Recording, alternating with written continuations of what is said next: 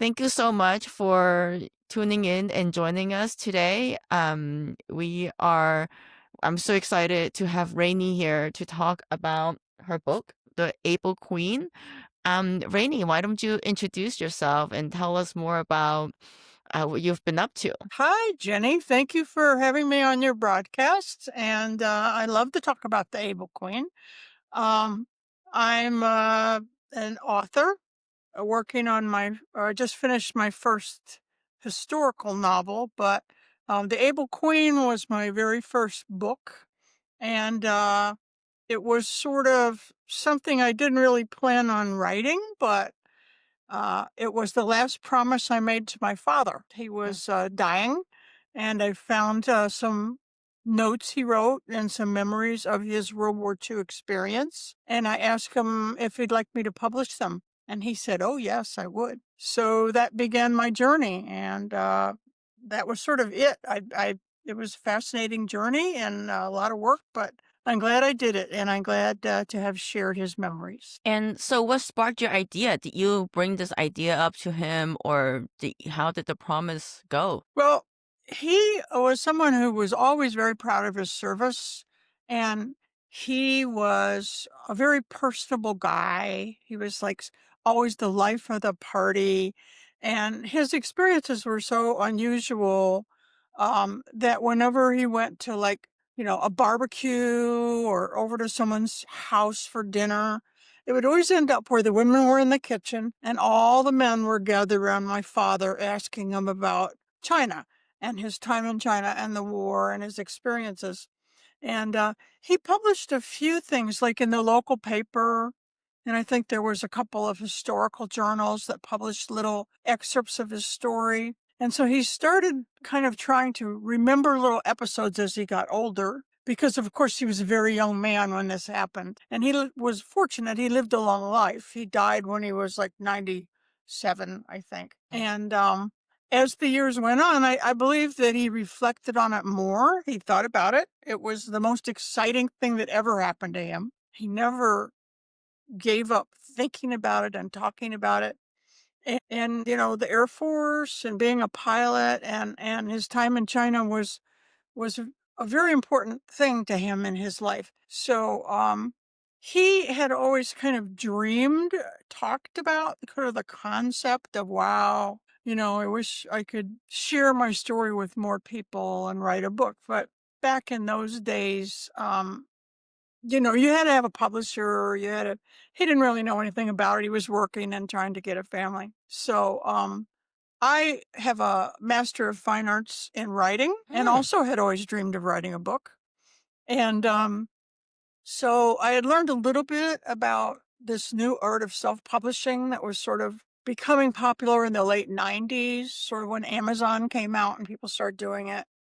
And, when I found his notes and talked to him, and he strongly wished that he could have shared his story more, I was like, why not me? Why not try it? So I just did it, even though I didn't really know what I was doing at the time. But I And it learned a was lot. pretty good. It was pretty good. And I have to say, even little details like, oh, my father, so it must have been your grandfather, was an optometrist. And I just memorized the whole chart, the whole eye chart. That's how he passes eye exam. Yes, he did. He did. That's how he got in. He wanted to do that more than anything, and his father helped Wow. him do that by teaching him the eye chart. But he had always wanted to fly since he was a very small boy. He talked about it, and he said that flight was exciting to them then, as if we Hmm. saw a spaceship land. It was Right. just unimaginable that man could fly through the air in a big metal bird. And he used to climb all the tallest trees in the neighborhood and look for planes. And for a while, his family moved a lot. It was a hard Yeah. time, in those days. And it was kind of post depression, but his family were not wealthy. And so they followed work back then, and they moved from town to town. And for a while, he lived in Chicago, and he was able to see the planes at Meigs Field, and that really Mm. ignited his imagination. He used to jump out of trees and get hurt and try and fly. And there were all these interesting sort of comic books and magazines back then Yeah. about flying, and he read every one. Wow. He read every one. And how did you get him to open up? What surprised you the most during your research? Well, I guess what surprised me the most was that my parents were divorced. My father and mother divorced when I was very young, and he remarried and had other children, my half siblings. Um, and so my mother, you know, used to say, "Oh, he's making all that stuff up. He didn't do all that stuff. That stuff never happened to him." And what surprised me the most was that it did. When I started researching it and found out the truth, I found out he wasn't making it up at all. He did do those Wow. things, Hmm. and he did face all those dangers and crash and bail out and yet survived. So I guess in a way that surprised me a lot. He was not making that stuff up. And it was pretty exciting. Yeah. And for listeners who are unfamiliar with the hump operation and of what your father did, can you paint like a picture of what it was like for him flying a C-47, like the Able Queen, over the Himalayas, dodging weather and Japanese threats and the infamous aluminum trail littered with wreckage? Yeah, just Sure, bring us there. I'd be happy to. Well, I'll tell you that when America got involved in China, with China, who was our ally at the time, um, they were sort of reluctantly involved. They had avoided being involved. China had already been at war with Japan and was fighting with Japan. But after Pearl Harbor, everything changed. And there was a big fear in the US that Japan, being an Axis power, would take over Asia and take over Australia and take over all the South Pacific Islands. And when China cut off the Burma Road in 1941, there was no way to get supplies to the Allies and no way to get supplies to the Chinese troops that were bravely fighting the Japanese troops. So that sort of pushed their hand. And it started in 1941 when Roosevelt sent the Flying Tigers over, really sent over a force that became the Flying Tigers. And they were so popular and everything that it became something that American people then supported. Before, they were only concerned about Europe, but now they saw that there was a need also in China to support China. Um, so it was a small effort. It was the whole CBI theater, as it was called, China, Burma, India, was the smallest effort. It was had the least money and supplies and the least men of all of them. And so what they did, how they got involved, they sent over not very many men. There were only Himalayan mountains is a 535-mile stretch over some of the tallest mountains in the world that had never been flown over. I think, well, maybe a couple of times, but not a lot. Um, and so their mission was to fly supplies over the China hump, find routes, and supply both our allies, the Brits and the Americans, as well as the Chinese Nationalist Army in their fight against Japan. And so there were not a lot of pilots. There were, mm, let's see, they flew 650,000 tons of gasoline, ammunition, and supplies to the hump. There were only 4,400 pilots in the entire CBI theater from 1943 really to 45. So it was a small effort. And it was very dangerous. Those 1,114 died, pilots. So almost 1 out of 6, almost a quarter of the pilots didn't make it because of either enemy fire, because of the terrible terrain and the weather, and that sort of thing. And what they flew were these great big planes called C-47s and C-46s. Um, they were huge transport planes for the day. They were not as big as the ones we see today, but for the day they were really big. And they were rattle traps, basically. They had no insulation. There was no nice interior at all. There were canvas seats. There was no heat. Um, it was very rudimentary, and it was sort of like flying a hot rod, I guess you'd think of it, through the Yeah, I was skies. reading that like they would take off in this pretty tropical weather and then up in the air it'll get icy. So they go from like super hot to like freezing cold. Absolutely. They had no de-icers. They had very little gasoline. The gas was strictly rationed.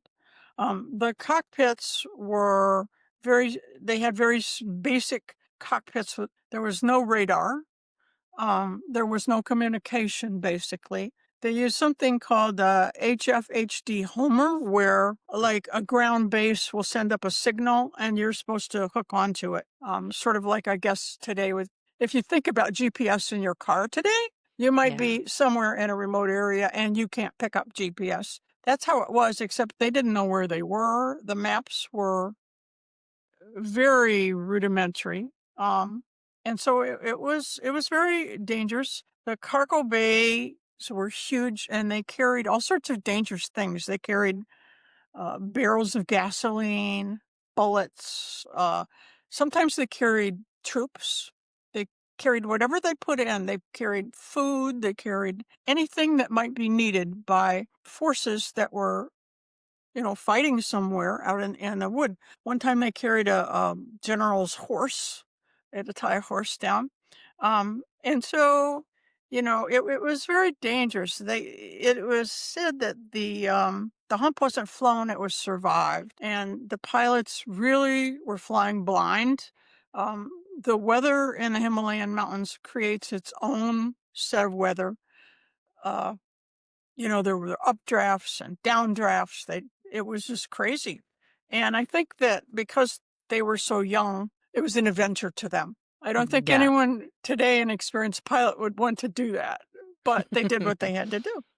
Yeah, I was reading that your father was like 17 when he joined. Yeah, his mother went with him to help him enlist. He really wanted to do it, and Pearl Harbor, really changed everything. But Um, Yeah, another thing that they faced were in China at that time, there were no airports, there were no runways, there were just a few. right. So they had to create runways for these guys to land in. And it was a real sacrifice by the Chinese people. They gave up their own land. They said, we'll donate our own rice paddies. It's an incredible story of how the Chinese people built the airstrips, first for the Yeah. AVG, but then later for the Americans, like using Stone Age tools. You would not believe the pictures of it. Using oxen, pulling big stones to flatten it out and carrying the gravel to create the runways, like in little baskets on their back. It was a huge, huge effort and a very gallant effort by the Chinese natives, really, and people who very much didn't want anything to do with Japan and wanted to support the Chinese Nationalist Army. Well, yeah, because it was brutal. A lot of them know about the brutality of the Japanese army and they don't want to be occupied and face that brutality. That was the reality where they lived.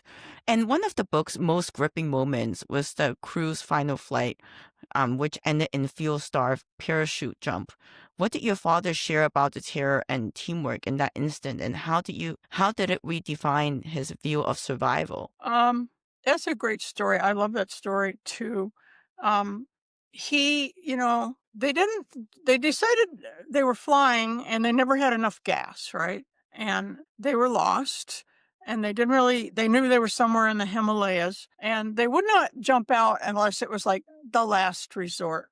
And it was when they finally decided we're out of gas and this plane is going to crash, nobody wanted to go. So, my they finally sat around and said, "Well, we have to go. Somebody has to go. And what are we going to take?" And they had all these supplies. This plane was fully loaded with machine guns and gasoline, and nobody wanted to carry any of the heavy things. They took a little food. Someone took a medical kit. Someone else took a map, but they had to be as light as they could. And they didn't know about the parachutes because pilots like to pack their own parachutes, but these parachutes had not been packed by them. So they always were mistrustful of how well the parachutes were packed. They put on their parachutes and they kind of stood around and looked at each other as the plane was starting to go down. And finally, this one guy just ran and jumped out of the door, which was the wrong way to do it. There's like a whole protocol where you stand by the door and someone else gives you a little boost because you want to make sure that you clear the plane and you don't get caught up in the bottom of the plane. And he got caught up and his parachute tore. And they were all just horrified to see their friend and fellow crewman fall out of the plane with the torn parachute. And then Dad said, okay, the next person has to go. The next person has to go. And he stood and pushed one each out until it was his time to jump. And when he finally jumped, he was very upset about losing the plane. It was a brand new plane that they had given him. And he was afraid they'd be mad at him. And he, of course, felt bad that he felt like he had failed his mission, even though it wasn't his fault. They were out of gas. They never gave them enough gas, really. And Right. so he started falling through the night, and he said he watched the plane go down, and he had left the lights on. He said, I left the lights on, hoping he was really worried that it would hit a village or hit someone and they wouldn't see it coming. But he thought, well, he watched it go and he watched the lights until he couldn't see it anymore. And then he said he was alone in the dark. And it was February, of course, the worst weather, right? In the Himalayan mountains. And as he fell, he said it didn't take as long as he thought, but he really just kind of looked around him and kind of like, well, here I am. I'm in the sky. I'm falling. And he fell back on his training. He remembered that you're supposed to cross your legs because in Mm-hmm. case you land on a fence, you definitely don't want to do that. You want to have your legs crossed. Mm. And um, so I think it happened faster than he thought. And there was so much going on. He was really still worried about his crew. He was worried about the first guy and he was worried about what would happen to him. And then he landed and he was all in one piece and he was shaken up and everything. But he said he gathered up his parachute and kind of looked around and he didn't realize it, but he was in a kind of a graveyard, which kind of freaked him out. And he started trying to walk, and I guess it was elevated, and he fell several feet and kind of picked himself up. And then he found himself in a field, and he just tried to figure out what to do next. Yeah, that story really stood out to me. Um, and and then yeah, so then the memoir captured this really unlikely bond between the American pilots and the Chinese villagers who aided them too. So how did these interactions humanize the war for your father, and what lessons about cross-cultural resilience stand out today? Well, I would say his entire interactions with the Chinese really made him very cross culturally aware of the Chinese people, and they were always good to him and kind to him. When he was back in Kunming, he had hired a young boy who shined his boots, and he was very friendly with him. He still has a picture of him. He thought of him and wondered what happened to him. And the Chinese women cooked for the soldiers. They were their cooks. They sort of took care of them. They saved my father many times. My father crashed and broke his back, and the Chinese villagers came and said, we have to get you out of here. The Japanese are coming. And he was a large man, very large man, and he was too large for their leaders. They had these little leaders. So they went to the temple and took the door off the temple and laid him on the door and carried him into the hiding place where they hid him. And actually, at the time, it was unknown, but a local doctor did acupuncture on his back and Hmm. healed him pretty much. Um, and until the Allies were able to come and take him to a real hospital where he recovered. But after the bailout, it became a much stronger bond because this is another book I thought about writing. It's a lot of research, but I still think about after he landed and he finally found most of his crew. They couldn't find all.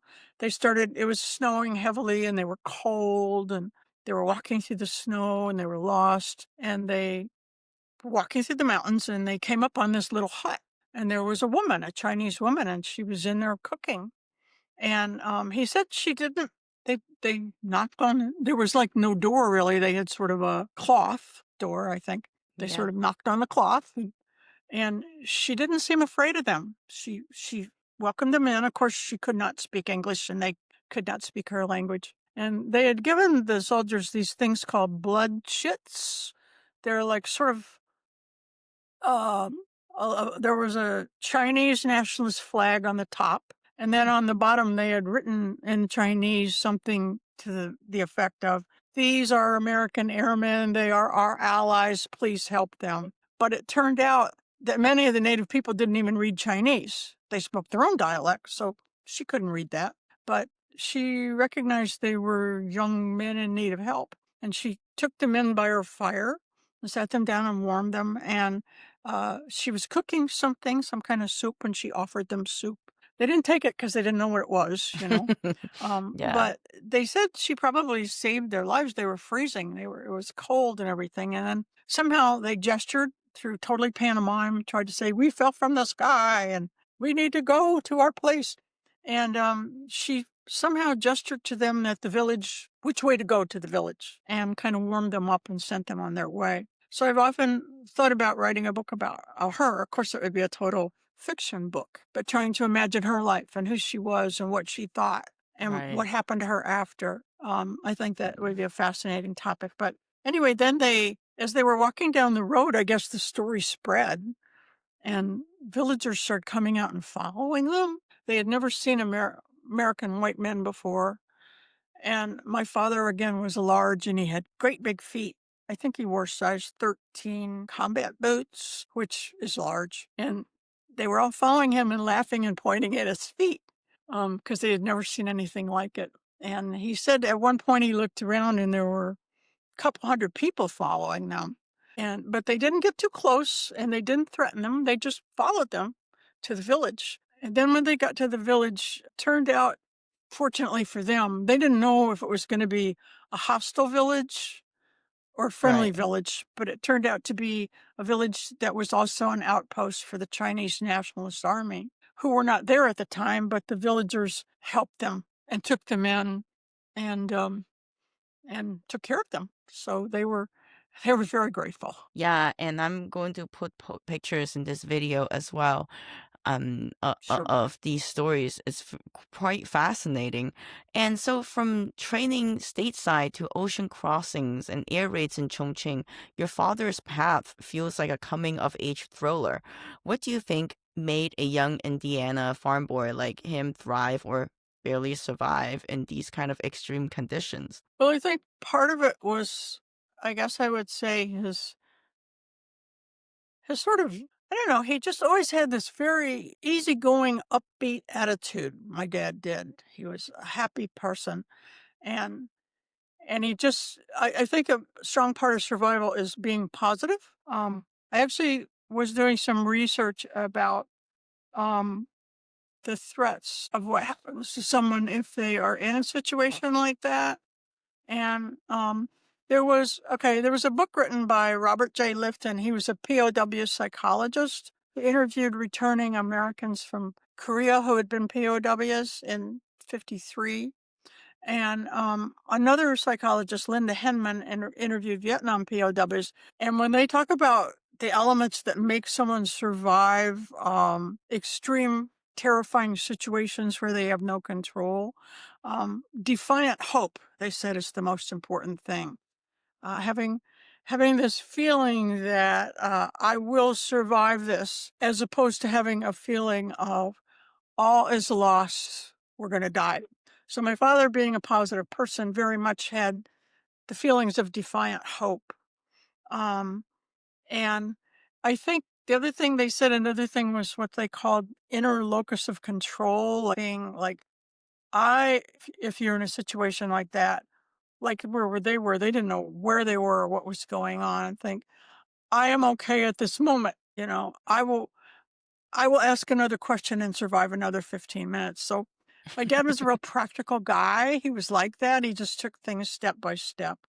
But I do think that luck played a lot of it, and he just had a really positive attitude. He was just like, let's all work together here. Let's all, we're all be friends. And I think that helped him survive. But of course, luck did play a lot of it.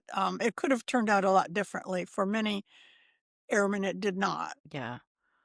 And as an author, what was the biggest challenge in weaving your father's straight talk voice with historical research? For example, the scene where you were recreating details like losing a rudder to to anti-air wires, and also, obviously your mom didn't even believe his straight talk. So how did you do your historical research like? Walk us through the I process. it was very fascinating actually, and it the research that I did, this was the book came out, and the first version of this book came out in 2000, um, and so I worked on it for a year, and most of the work I did was research, um, and I used the internet a lot, U.S. Army documents that are now declassified. I read a number of stories. There's an author named Daniel Jackson who wrote Fallen Angels. He was a scholar of the CBI theater, and he actually interviewed my father. My father was interviewed several times for books about the CBI theater and about being a Hump pilot. I read his books, and that led me to some other books, a number of books. Written. One is there's just several books that I had to read and learn facts about them, and then so that was a challenge. Was finding out like sort of the sequence of the war. Like his stories were not in sequence. Whenever I found his stories, I had to figure out, oh, when did this happen, and when did that happen, and when was he here, and when was he there. So that was a challenge, I would say, sequencing it, finding out what actually happened in those battles and in those times. Then there was the other part of the research was about the planes and how the whole thing worked. Some things I got really lost in. I was so fascinated with. Became fascinated with how the airfields were built. One thing was finding old Life magazines. Like back in the 40s, Life magazine had photographers on the ground, and I read many magazines and many stories about it, which happened to have been archived and put on YouTube. So I found them on YouTube, and then I started going out and finding them. So reading old magazine articles. Then I actually found my way to some other records of other pilots. So that was one thing. And it was kind of like a checkerboard thing of piecing things together sequentially and then finding out the facts of what happened. But my biggest challenge of all was the names of the places, because he was in many, many places in China. And in his memories, like the names of cities in China have changed many times. In the 40s, when he was there, they were maybe called one thing. And then after the communists took over, they named him another thing. And then in modern times, they've been renamed again something else. And then I'd have to find them on the maps. I have to like figure out. I'd find old maps from the World War II maps, and I would have to piece together. Okay, this is what my father called the place. But now today, a U.S. Army map would call it something different. So I had to go back and find 1940s U.S. Army maps. And Yeah, maybe my and father didn't. they had that at the National Archive. I'm laughing because I know this so well. I'm Chinese. I speak Chinese. I still have a hard time with like places. So, for example, I was doing research on the Mitsubishi Zero Airplane Factory. It was called Mukden, and then something else happened, and then they call it something else, and then I realized Really? that it was the same place as Shenyang. I'm like, how did it go from like one anyway? And then I had to find It old did. maps. That was the hardest thing. Yeah. Yeah. Trying to figure out what was this called, and then trying to figure out what was the name spelled like. And that's a challenge I have today. I'd like to make this into an audiobook, but there would be this whole thing with pronouncing all the names. I want them to be said right. So I don't know. But that was a huge challenge. And then just, kind of trying to find out what really happened. Yeah.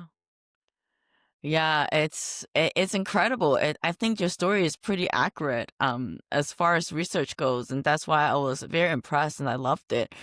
And yeah, and the Able Queen shines really a light on this overlooked heroism of the Hump pilots, whose efforts supply China against Japan. So, why do you think this chapter of World War II aviation deserves more attention, and how has it changed your family's legacy? Well, as far as why I think they deserve more attention, it's sort of like, Androcles and the lion. It's like David and Goliath. It's like the CBI theater of war, the China Burma India theater of the war, was the least manned, least funded, and least glamorous of all of them. Like my father was not considered glamorous at the time. He was considered sort of a grunt because he was like all the glory went to the bomber pilots, the very brave men who did, excellent work. But all the money and all the glory went to them. And all he was doing was flying this great big old beast of a plane with supplies. And no one really cared about them or thought that that was special at all. But in truth, they're the ones who kind of held the whole alliance together because they supplied the supplies and faced all the dangers to get them there. And by doing that, they prevented Japan from shifting its divisions across the Himalayas and taking over India, China, Burma, all the Pacific Islands, which was their goal in that war. Because they were part of the Axis, and the Nazis, of course, wanted to take over the whole world. So I felt like they were sort of the last line of defense in fighting them, and they deserve a little honor for that. Um, so their lifeline really held the Chinese resistance together because the Chinese had been fighting them since 1937 and before, and their resistance was very strong. But the Japanese at that time had a superior air power, and it was bad, so they needed help. Also, I think that the pilots, what they did, they were the first transport pilots ever, really, and they provided a blueprint for the Berlin airlift. And after that, all the other lifts we saw recently, the huge airlifts that came from the Middle East with the people. Um, and that was all that started on them. They supported Merrill's Marauders, and they helped open the Burma Road. Um, so I think they matter because although it was unglamorous, I think that they show us that even the smallest, most unglamorous jobs can win a war. Yes. And you're now working on a ghostly Civil War novel and travel memoir, and possibly that book about that Chinese woman who saved your father.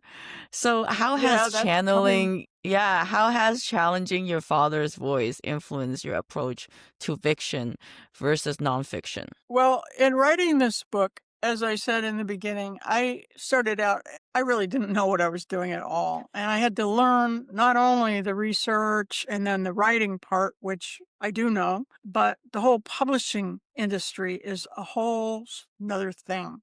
It's a whole separate world. So this book took me through all that, through the pain and the pleasure of writing a book and the pain of publishing a book, because it ain't easy, let me tell you. And so now that I know what I'm doing, I wanted to write more. Like I said, I really have this idea of writing this novel about this woman, but is my it so by doing that, I learned from working on my father's book how to do this, and that the end product is worth it because at the end of the day, I'm very proud of the book, and many people have read it, and I know that that would make him so happy to know that he always dreamed of getting a story out. So that is a big satisfaction for me. But I also learned the pleasure of writing and publishing, and I have many stories. And this one that I'm writing now, set on the Civil War, I seem to be very interested. Well, I suppose that battles and war are the most dramatic thing that could happen, right? Hmm. And this one that I wrote now is actually not about my father. It's from my mother's side, and it's based on an old family story. But it also required a whole bunch of research and a whole bunch of things that I did to get through it. And I guess that this writing my father's book helped me learn what you have to do to write a book and do it well and honor the person that you're writing it about, really. So I'm excited for that. I just finished it, and I'm Well, just going to begin my congratulations. publishing journey on that. Thank you. Nice. Maybe you can come back on and talk about that. And I'd love to. I'd love to. and if you could ask your father one question about his hump days that you didn't get to ask during his lifetime, what would it be? And what would you imagine he would say? Well, I thought about that, and I mean, I guess he talked all the time about it. We talked about this a lot, so I learned a lot of I ask a lot of my questions. I guess I would ask him, how he would he do it again, knowing what he knew now and going through what he went through. Would he do that again as a young man if he had that choice? I think his answer would be yes, but I don't know because it wasn't easy and it wasn't always fun. I think his answer would be a yes. He was really into it. I mean, you can tell. I mean, I can tell from your writing that he's been into it since he was a teenager. And when you're a teenager, you don't know the consequences that much, right? So, yeah, You're fearless, right? You're going to right. You're live forever. fearless. Yeah, you're going to And, live and I think forever. that's kind of maybe also what helped him survive all the hard times that he had over there. It's like, well, we'll get through this. We're going to go on, you know. Yeah. Somehow he did. I thought it was interesting that after he had to bail out of the plane, it was a long time till he got back to his unit. But he finally did get back. And when he got back, they had taken all his things. Everyone assumed he was dead because so many pilots died. Um, they had just taken all his things and said, "Oh, Binzer's dead. Here's a sleeping bag. Here's all this stuff." And he had to go around and get them back. Go, "I'm not dead. I'm still here." So. Sorry to laugh. That's such a funny story. I'm still here. Why are we giving out my things? Give me back Yeah. my sleeping bag. Yeah, I think your book was actually pretty fun to read. It's like very down to earth, very yeah, it was it's as if you're there experiencing it as a teenager. So yeah, thank you so much for your writing and I really thoroughly enjoyed it.